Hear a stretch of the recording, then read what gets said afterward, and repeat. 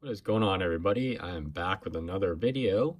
Today I thought it'd be kind of interesting and neat to re-review this knife in my hand, which is the Benchmade Red Class Nagara featuring the knack lock system.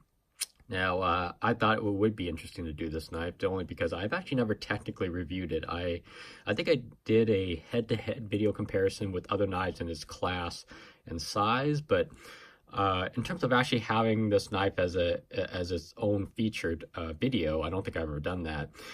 Now, this is one of the few classic knives, if you will, that are still actually in my collection that I have not sold off, simply because it is so unique in terms of what Benchmade normally makes, and it's such a beautiful looking knife. And this piece is just oozing kind of elegance, if you will.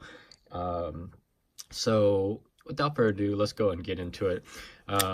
This is a red class knife, as I mentioned. It is imported, as you can see on the back of the blade here, or back, reverse side of the blade. It says China. It is featured 9CR13.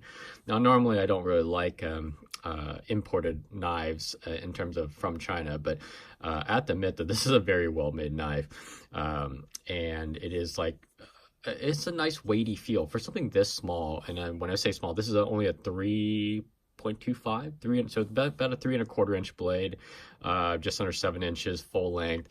But it is surprisingly weighty for the size of the knife, only because everything is stainless steel. We got stainless steel liners on both sides, stainless steel scales, and of course, the pocket clip is stainless steel as well. But everything's high polished, very nice and beautiful, elegant knife. This knife was, I believe, introduced in 2009 by Benchmade.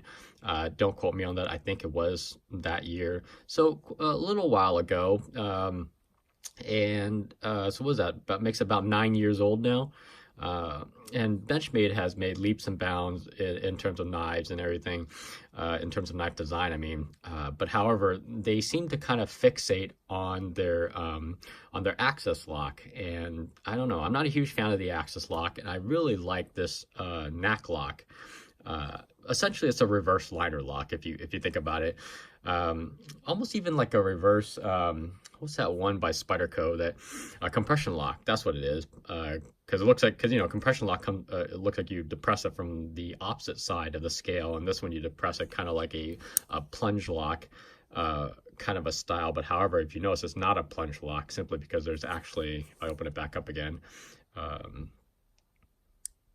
see, it's actually just a little liner that pops back up. So it's a very interesting locking mechanism. They don't really, not that I know of at least, make very many knives with this kind of a knack lock system, at least not from Benchmade.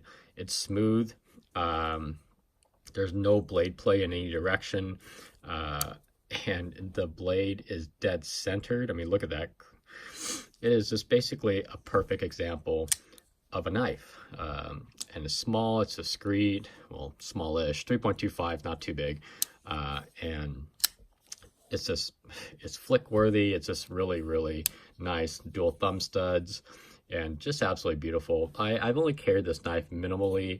I think one of the main drawbacks of this knife is purely the fact that it is small and pocketable. It's very nice. However, it is weighty for what it is. And to show it off next to another classical kind of a knife would be the Canyon Ripple here, one of the first knives to ever feature a ball bearing system. But it's about the same size in terms of length and everything. But the Nagara actually, I believe, even predates the Canyon Ripple in terms of release. And that's when kind of like flipper knives became started, I think. But you can tell it's a little bit thicker than the Ripple. But it is, again, kind of an old release. And another knife too, I think this one would be the all metal Spyderco Delica. A little bit longer blade length, about the same size, maybe slightly, ever so slightly longer, but I believe the Nagara packs a slightly longer blade in about the same size handle. But you can see, kind of get a sense of scale for how small or how large you think this knife really is. And to put it next to like an actual small knife, which would be the Custa Yoroi, and but the Yoroi, I believe, is under a 3-inch blade. It's about a 2.8 or so. But just like I said, it's kind of a almost small knife for EDC, but however, the Yoroi is very lightweight compared to the Nagara. But I did decide to keep this only because it is such a beautiful looking knife. Oh, got a little fingerprint smudge here. There we go.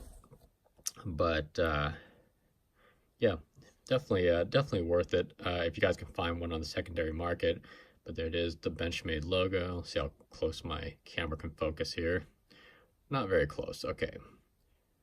But you can see just a very elegant way of making a knife, just standoff. And you do have an option to reverse the pocket clip, lanyard hole if you guys are into that. Well, really dusty. I haven't really taken this knife out for a little while. But, you know, overall, just not many things that really kind of make it stand out. It's just a base. It just looks like a normal paring knife you just take out of your drawer, you know, or, you know, in your kitchen or something. It's just not very wild in terms of aesthetics. Like, for example, like the Canon Ripple, where it's got a lot of designs, machining, a decorative pocket clip, so on and so forth.